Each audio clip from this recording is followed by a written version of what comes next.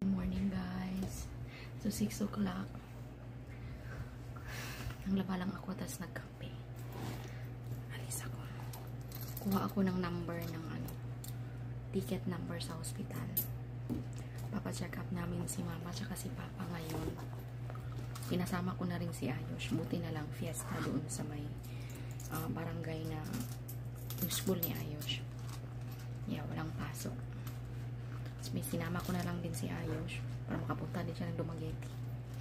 Uwi lang din silang mamaya.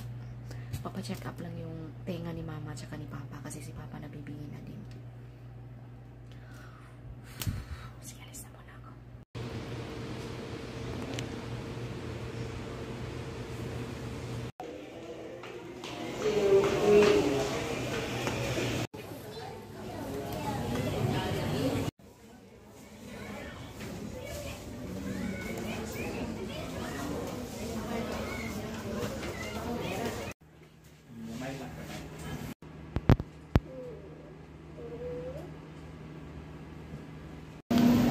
Oh.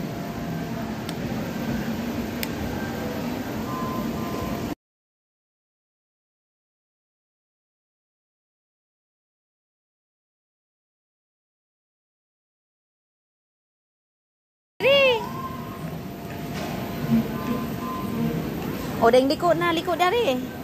Liko ari.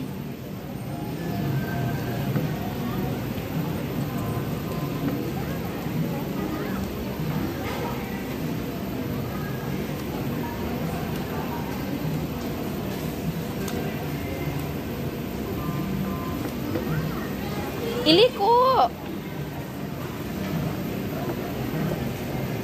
Oh, pasakya ko. Diretso dito balik. Hulat ako, mister. Ay, basi ko nga hulog tadi. Ako mo rin tadi ka.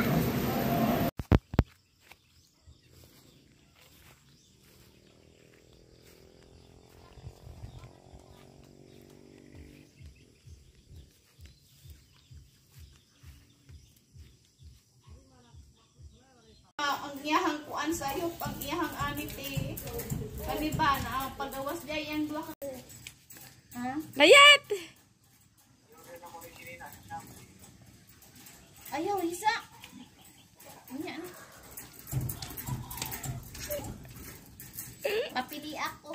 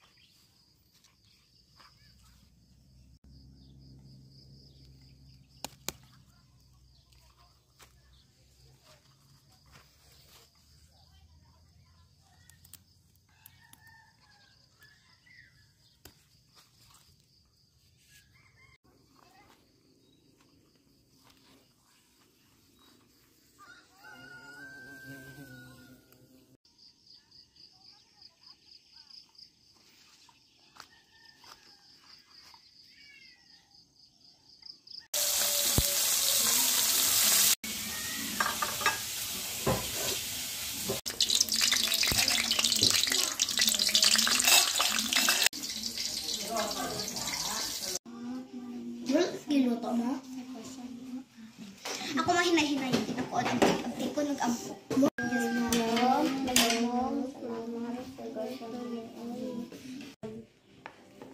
Ikaw nung pabalik ko na ni. Hindi mo balik ko na ni.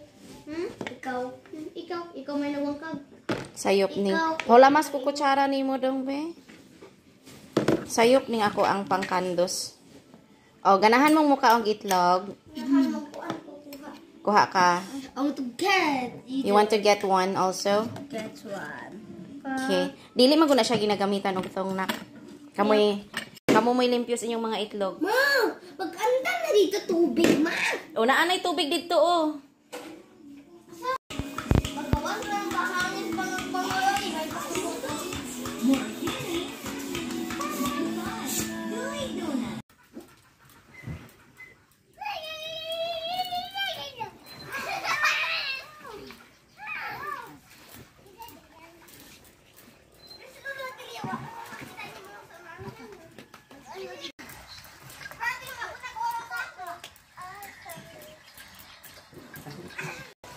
Ah, sige, hugaw na na. Pagsaw na na pagbalik ron. Dili nga ni ko rin magbaligoon niya. Wala ko nag-ingon. Ayan guys. Ang mabinay pa doon lang. Dito kami dumaan. Kasi magagaling eh. Yung driver ko walang helmet. Ayan. Buti na lang walang ulan. Hindi ito maputik.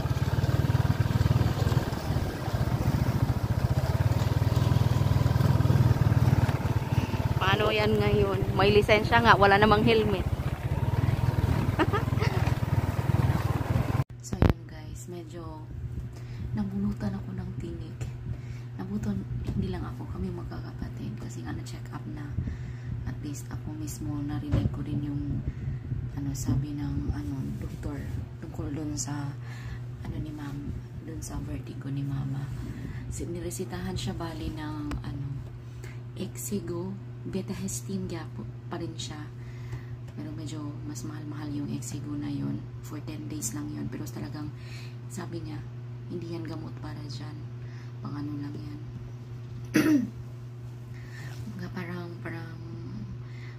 parang pain reliever, parang pang temporary relief lang pala. Kasi nga, yung kanya is, I'm sure kayo alam nyo naman kung yung mga may nararamdaman na ganyan dyan. Yung crystals dito sa left ear niya, behind the eardrums, pinakita kasi ng doktor, hindi ko na binidyohan kasi nakakahiya naman, diba? Naka-video nga lang ako doon nung si Papa yung nilinisan. So, may exercise, may routine na itinuro si Dr. Flores yon. May itinuro siyang routine para kay mama na gawin niya every morning. Like, parang upo lang siyang pagitna sa bed, tapos hihiga dito sa left for 1, 2, 3, 4, 5 pang 5 segundo. Balik naman sa kapila, 5 sets yun. Tapos yun lang. So yeah, wala naman talagang ibang gamot dyan. Walang gamot para dyan kasi yung mga crystals na yung parang nagsisend ng message doon sa brain natin pala. May ganun pala guys, no? Crystals na nagsisend ng message sa brain natin kung ano yung movement natin. Ano yung magiging movement natin. Yun pala yun. Pag nahulog yun, or pag nag-crush siya, no? Bumaba siya. Pag hindi yun naibalik in place, nahihilo ka pa rin. So, dapat pala, sabi niya, mali yung ginagawa niyo na kapag nahihilo kayo, hindi kayo gumagalaw, parang nakaganyan ka na lang para hindi mahilo ulit. Pero pag once gumalaw ka ulit, mahihilo ka naman. Kaya sabi niya, dapat huwag matakot. Pag nahilo, gawin lang yung routine na yun. Gumanon ka sa kabila, gumanon ka rin sa kabila, para yung mga crystals maibalik doon sa dating posisyon niya. So, yun pala yun. Kaya, at least si mama ngayon, hindi na siya magpapanik. Alam niya sa sarili niya na walang dapat na ipapagpapanik. Kasi mahirap kasi yung explain na kami ng explain. Mahirap naman kaming paniwalaan kasi ako magbibase lang tayo kay Google naman tayo. Kasi doon sa doktor mismo yung nakausap niya. Tapos, si Papa finally, nakakarinig na siya guys. Ang problema naman niya yung sa ear canal. So, may natanggal doon. Parang yung ano tawag yan? Alam mo yung tutuli na nag-stuck doon sa ear canal mo na parang naging lupa na siya doon na tigas. So, pag yung mga matatanda pala, hindi pala dahil matanda na sila, nabingi sila. Yun pala, overtime na nililinisan mo yung tenga mo. May mga pumapasok doon na, may naiiwan, nadudut-dut siya doon, na tumigas. Both ears ni Papa nakuhanan. Ganyan kalaki. So, grabe guys. Tapos medyo masakit talaga yung pagtanggal, no? Guminhawa yung pakiramdam ni Papa. Ngayon si Papa, nakakarinig na siya. Walang medication na kailangan. Sabi ni doktor, wala kayong medication gagawin ka Papa mo. Ang gawin lang, wag lang ng kutkut ng tinga palagi. Yun lang. Tapos, yun. Kaya after, nagpahilot. Syempre, nag-lunch kami. Tapos, pinahilot ko na sila mama at papa. Tapos, naglaro kami ni Ayush. Tapos, yun lang. Umuwi na kami. Umuwi na pala sila. Pabalik ako dito sa boarding house. Anong oras na yun? Alas 3. So, tulog ako ng 2 oras. Tapos, pasok naman ako. Kasi maaga na yung pasok ngayon. DST na. Ito yung ayaw ko pag yung DST. Kasi medyo parehas ng oras, pero ganoon lang din naman kasi parehas lang naman ng 8 oras. Galing pag minsan naiswertihan may OT. Syempre mukha tayong pera, kaya OT din tayo. Bahala na, parang lasing minsan uuwi ng bahay. So mag-uwi ako parang akong nalalasing, tulog ako diretso na okay na, pahinga lang talaga kailangan. So yun, and very amazing. Ito nga lang talaga gusto ko. Sobrang amazing kasi nag-aalala ako guys, napupunta silang mama dito. As in yung pera namin, pera na hawak ko, 5,000 lang. Sabi ko, tumanggi dito, pamasahe pa.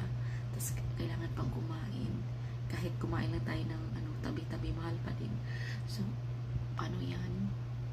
They're amazing guys kasi nisip ko yung ng ears ni Papa, nasa 2,500 to 3,000 yung pa-cleaning.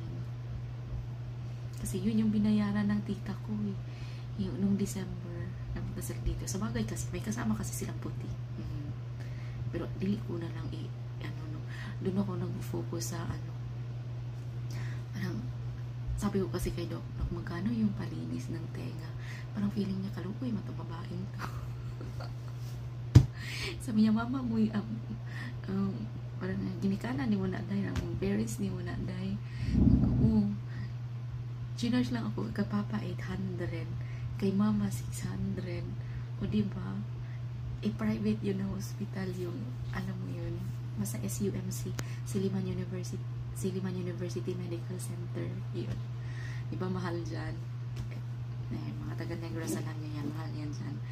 Kaya, na-amaze talaga. Sabi ko, alam talaga, amazing talaga. So, to God be the glory pa rin sa lahat ng like lately, last week, may medyo kami ni Mama, nagkabikil ba, syempre matigas kami pa, dalawa ng ulo kasi parehas, mana-mana lang kasi yan guys. So medyo may misunderstanding kami ng konti, halos ayaw niyang pumunta ng check kasi malamang gusto. Sabi ko, masaman padakon eh, murag tapos ako sa level nung mauni siya dili.